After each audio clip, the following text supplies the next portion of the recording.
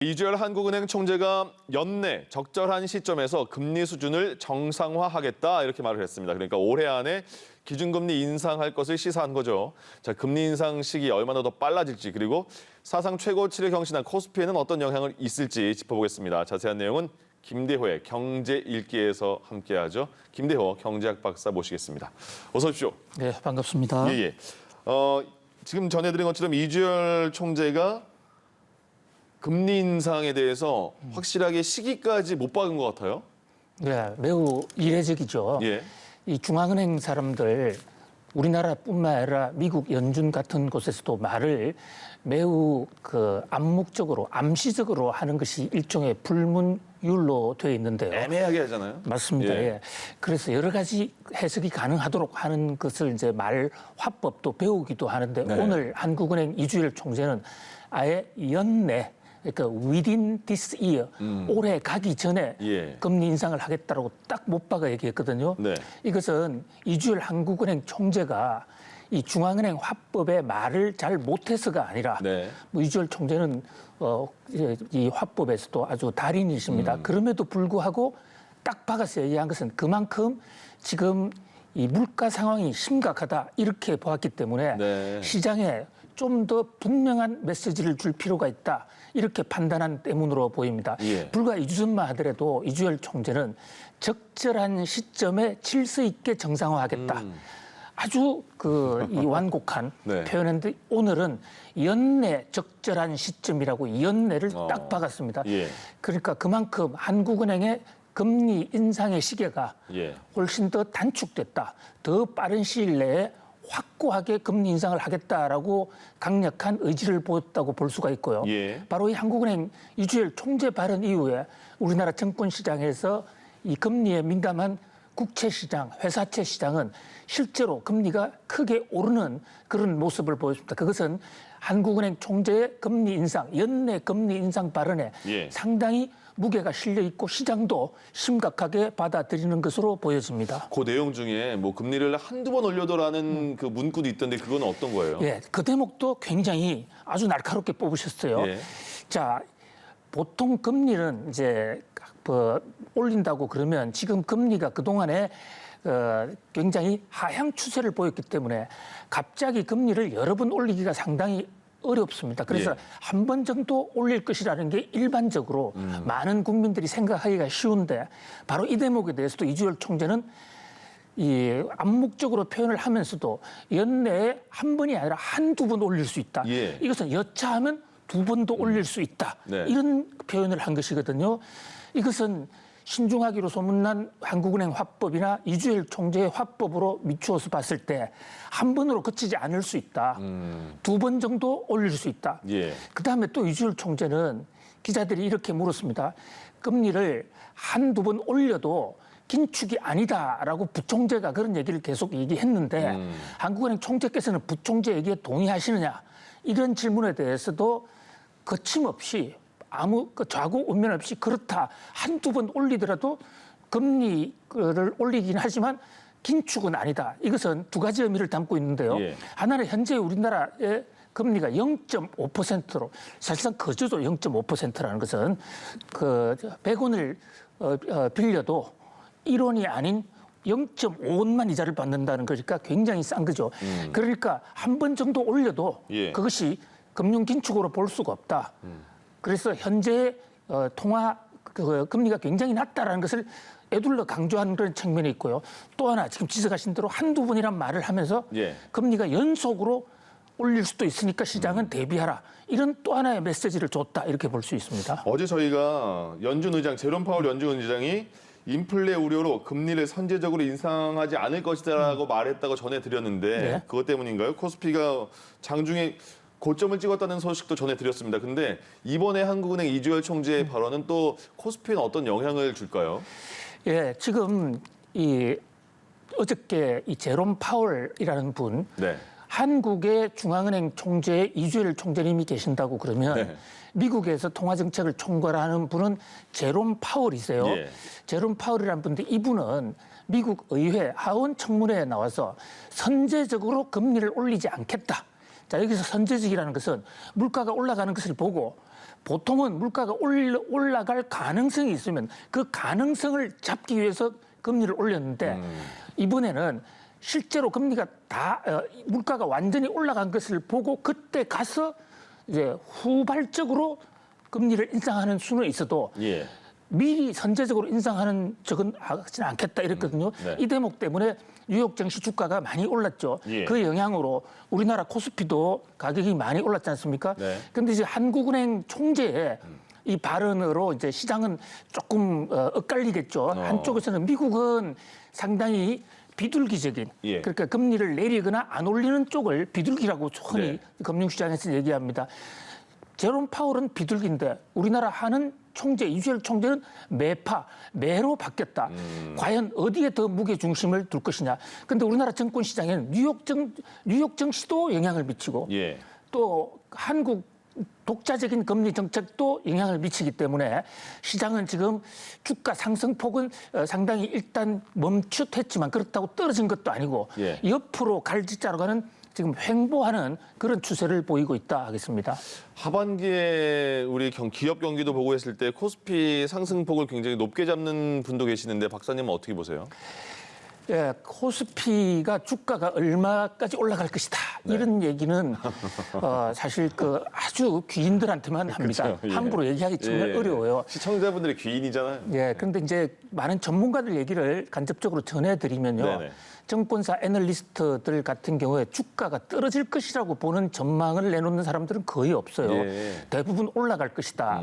그리고 이제 그동안에 한 3,500포인트를 본 전문가들이 많았는데 네. 최근 들에서는 3,700, 경우에 따라서는 4,000포인트까지 가놓고 보는 이런 전문가들도 있고요. 물론 예. 경우에 따라서 닥터 둠, 좀 비관적으로 보는 전문가들은 이러다가 예. 그 버블이 붕괴가 온다. 주가가 폭락할 수도 있다. 2000년대 초반에 버블 붕괴, 닷컴 버블 붕괴할 때처럼 그런 것도 올 수 있다. 이런 식으로 이제 장단점으로 이 낙관론과 비관론이 엇갈리는데요. 예. 경제 지표만 놓고 보면 지금 경제 회복세가 상당히 빠르거든요. 성장률 미국은 1분기, 2분기, 상반기에 15%까지 엄청난 성장을 할 것으로 보입니다. 예. 우리도 성장률이 상당히 높아지고 있거든요. 그래서 기업들 실적도 좋아지고 이 대목만 보면 주가는 올라간다라는 쪽에 훨씬 더 무게가 실려 있어요. 근데 문제는 그동안에 주가가 너무 올랐다. 네. 경제가 좋아지더라도 주가가 너무 올랐어. 그걸 금융 불균형이라고 하지 않습니까? 예. 그 불균형이 오면 주가가 떨어질 수도 있다. 그다음에 지금 말씀하신 한국은행 총재 같은 분이 금리를 한 번 연내에 올리고 또 그것도 2번 올리고 한국은행 총재 임기가 내년 3월이세요. 네. 그 임기가 얼마 안 남았는데 2번 올린다는 것은 앞으로 6, 7개월 내에 2번 올릴 수 있다는 것이지 않습니까? 이런 시그널이 계속 나오고 실제로 금리를 인상하면 예. 다소 영향을 받을 수가 있다. 그러니까 주가가 얼마 오른다라는 어떤 전문가의 한 얘기에 너무 좌지우지 되지 마시고 예. 주가 상승 요인이 뭐고 하락 요인이 뭐고 그걸 캐치해가지고 그 요인들이 실제로 시장에서 어떻게 전개되느냐 이거를 보면 주식 투자하는데 상당히 도움이 될 것으로 보입니다. 그거 어떻게 캐치해요?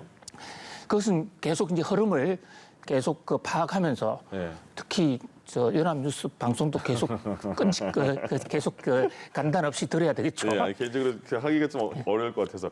자, 그리고 카카오 네이버를 보니까 굉장히 많이 그 주가가 올라가고 있는 것 같아요. 지금 어느 정도예요? 예, 지금 카카오라는 회사 불과 10년 전만 하더라도 네. 아주 미미한 회사였는데 맞습니다. 주가가 오르고 이렇더만 드디어 예. 대한민국 시가총액 3등까지 치고 올라갔습니다. 또 카카오와 네이버 이 두 회사가 온라인 플랫폼 회사인데요. 예. 네이버가 훨씬 먼저 시작했고 네. 또 훨씬 큰 회사거든요. 예.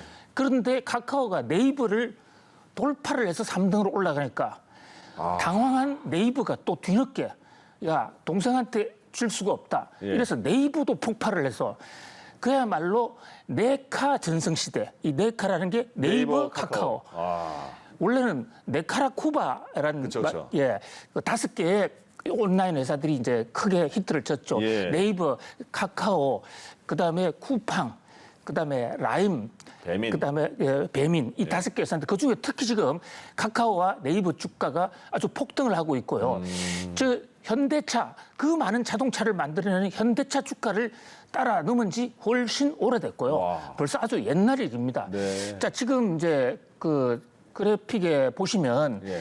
저것은 상장사에 이제 그룹별로 통쳐놓은 거거든요. 예. 삼성전자 하나가 아니라 삼성그룹 전체, 아. 또 SK 하나가 아니라 SK그룹 전체, 예. SK 뭐 이노베이션, 하이닉스 다 뭉쳐놓은 거, LG 다 뭉쳐놓은 건데 네. 지금 저 뭉쳐놓은 거 카카오와 이 네이버 두 개를 합치면 예.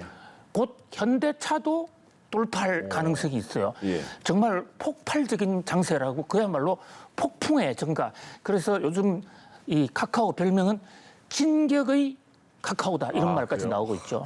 그러니까 이게 말씀하신 것처럼 10년 전에 카카오 정말 새로운 게 뭐가 나왔네 이렇게 접근했잖아요 저희가. 그렇습니다. 근데 이렇게 많이 컸는데 네이버와 카카오가 이렇게 뭐 4대 그룹과 비교할 만큼 폭풍 성장한 거는 어떤 의미인 거예요? 예, 여러 가지로 뭐 그 종합적인 요인들이 아우러져서 주가가 올랐지만 그 중에서 가장 큰 것은 예. 어떤 산업의 흐름입니다. 네. 그러니까 오프라인 눈으로 볼 수 있고 만질 수 있는 이런 산업보다는 예. 우리가 가상현실, IT로 주문하고 IT로 거래하는 이런 시장이 상당히 빠른 속도로 크고 있지 않습니까? 미국의 경우에도 그런데요. 특히 코로나 팬데믹을 겪으면서 예. 이건 완전히 이제 비대면이 과거에는 비정상이었는데 예외적이었는데 그 예외가 이제 정상이 된 시대. 예. 그러다 보니까 플랫폼을 통하지 않고서는 판매도 할 수 없고 제조도 할 수 없다. 그런 면에서 이 온라인 플랫폼 시장의 어떤 사업 가능성이 굉장히 열리고 있고요. 예. 이제 또 하나는 최근에 카카오나 네이버, 특히 카카오가 자회사들이 많습니다. 카카오 게임스, 네. 또 카카오 은행, 카카오 손해보험 이런 회사들이 다 비상장사들이에요. 그런데 그것을 상장해서 예. IPO라는 공모를 하게 되면 그 과정에서 주가가 많이 뛰거든요. 그 이익을 이제 그 선제적으로 반영했다. 그러니까 공모할 때를 대비해서 사람들이 실제 지금 주가 가치보다도 예. 더 높이 카카오와 네이버에 그야말로 달려들고 있다 이렇게 보는데요. 그런데 이 주가가 계속 이렇게 올라갈 것이냐? 그러니까요. 그것은 뭐 장담할 수는 없습니다. 예. 지금 주가가 높으냐 낮으냐, 실세보다 높으냐 낮으냐를 따지는 가장 중요한 지표 중에 퍼라는 게 있습니다. 퍼, PER. PER. 예. 그것이 주가 수익 비율이라는 건데요. 보통 우리나라의 퍼는 한 20 정도 됩니다. 그렇게 현재 주가가 그 단기 그 영업이익의 한 20배 정도 돼요. 네. 그럼 20년 정도 되면 영업이익을 다 뽑을 수 있다 이랬는데 지금 우리 카카오는 그 PER, 퍼 비율이 무려 234배. 예. 그러니까 시중 평균치보다도 실적 대비 주가가 10배 이상 뻥튀기 돼 있다. 뻥튀기 되어 있어도 사람들이 그 주식을 좋아하면 계속 당분간 더 뻥튀기 될 수도 있겠지만 예. 실적 대비 가치 투자 방식을 적용하면 지금 주가는 10분의 1로 떨어질 수도 있다. 그런 면에서 조심할 필요도 있다. 이렇게 말씀드릴 수 있습니다. 알겠습니다. 이제 부동산 얘기 좀 해보죠. 정부가 이사 공급 대책을 발표를 했는데 거기서 고밀 개발을 할 것이다. 거기에 대한 후보지를 최근에 발표를 했잖아요. 그렇습니다. 어디예요? 예, 홍제동을 비롯한 전국에 6군데요. 네. 서울에서는 홍제동이 유일하고 경기도에서는 중동, 부천 중동, 송내동, 네. 소사동 이런 곳에 6곳이에요. 예. 이 도심 공공주택 복합 사업이라는 것은 도시에 있는 역세권이나 지금 그래픽에 나오고 있죠. 역세권이나 준공업 지역 또는 저층 주거지 이런 데에다가 고밀도의 아파트를 지어서 주택 공급을 대폭 늘리겠다 이러는 것입니다. 그동안에 서울에 좀 놀고 있는 땅이라든지 예. 저층 주거지에 지금 1, 2층 있는 데를 30층으로 올린다 그러면 공급 물량이 많이 생기죠. 예. 잘 아시는 대로 정부가 이사 부동산 공급 대책, 25번째 부동산 대책에서 공급을 확대하겠다고 해서 그 당시에 목표로 한 게 3080. 서울에 30만 가구, 예. 전국적으로 83만 6천 가구를 짓겠다고 했고 그중에서 이제 가장 주목을 끄는 것이 지금 역세권이라든지 중공업 지역, 저층 주거지 이런 도심 복합 지역인데요. 예. 이번에 5번째로 발표를 했어요. 이번에 나온 것만 해도 벌써 이제 이번 대책만 가지고도 한 11,000가구 5번 나왔으니까 이러한 도심 복합 지구에 짓는 거 지방이 아니고 수도 한복판 또는 네. 도시 한복판에 짓는 게 한 7만 가구 나왔는데요. 예. 이게 이제 제대로 공급이 빠른 속도로 되면 도심지에 이 주택 공급 부족 사태를 해소하는데 상당히 해소가 되리라 기대를 모으고 있는 상황입니다. 서울에선 홍제동에 선정이 됐고 잠시 후에 저희가 홍제천에 나가 있는 구본아 캐스터 연결해서 날씨 좀 알아보겠습니다. 예. 예. 아 그리고 이렇게 발표가 되면서 굉장히 이 지역을 살려고 하는 매수세가 굉장히 많다고 하는데 그게 보니까 여기에 이런 게 있잖아요. 토지 소유자 우선 공급권이 있는데 2월 4일 이사 대책 발표한 다음 날까지 소유한 사람에게 혜택을 주겠다는데 그게 굉장히 연장이 됐나 보죠? 예, 정부가 이제 정책을 조금 시행착오를 빚다 보니까 예. 이런 부작용이 생기는데요. 당시에 이사대책 발표할 때 변창흠 당시 국토부 장관은 네. 이사대책 발표하는 순간부터 저 도심 복합지구에 땅을 가진 사람들, 예. 집을 가진 사람들은 그 이사대책이 나온 2월 4일 이후에 새로 들어갔다면 예. 현금 청산을 하겠다, 입주권을 주지 않겠다 이렇게 발표를 했거든요. 네. 그런데 그게 이제 국회 논의 과정에서 그렇게 되면 개인의 사적 재산권을 너무 많이 침해할 수 있다. 그래서 국회에서 입법이 끝날 때까지 예. 그때까지 사는 것은 괜찮다. 이렇게 지금 법을 바꾸고 있어요. 근데 아직도 입법이 안 끝났거든요. 네. 현재 입법 목표가 6월 말입니다. 예. 이렇게 6월 말까지 지금이라도 우리 홍제동 가서 사면 그걸 가지고 그 땅을 기준으로 해서 입주권을 받을 수 있거든요. 뭐 그런 수요가 좀 있는데 예. 정부가 국회가 이제 입법을 하면 상황이 좀 달라지겠죠. 홍제동이라는 곳은 네. 우리 역사에서 굉장히 유명한 곳이죠. 유진상가도 있고 막 그러잖아요. 예, 유진상. 근데 우리 역사적으로 보면요, 거기가 환향녀가 나온 곳입니다. 네? 환향녀. 환향- 예, 일부에서는 그걸 가지고 욕을 만들기도 하죠. 예. 병자호란 때, 1636년 병자호란 때 우리가 청나라에 졌을 때 많은 여인들이 볼모로 잡혀갔습니다. 그때 돌아온 여인들을 이제 정절을 잃었다 해서 이제 문책을 하게 되니까 당시 인조 대왕께서 환향녀, 예. 고향에 돌아온 여자. 네네네. 그것을 욕을 만드는 사람들이 있단 말이죠. 그래서 그 홍제천에서 목욕을 하면 예. 깨끗한 사람으로 거듭난다는 것이 바로 저기예요.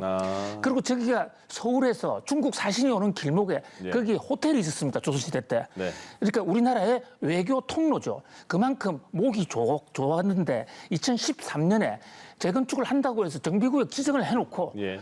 그걸 또 철회해 버렸습니다. 이 오락가락 정책 때문에 그 해당 주민들이 피해를 많이 예. 받았죠. 그런데 이게 제대로 된다면 해당 지역도 상당히 발전이 될 것이고 예. 서울에서 또 가깝지 않습니까? 서울의 주택난 해소에도 상당한 도움이 될 것으로 기대를 모으고 있습니다. 네, 알겠습니다. 오늘 마무리도 또 김대호의 이야기 보따리로 마무리했습니다. 김대호의 경제 읽기 김대호 경제학 박사와 함께했습니다. 고맙습니다. 감사합니다.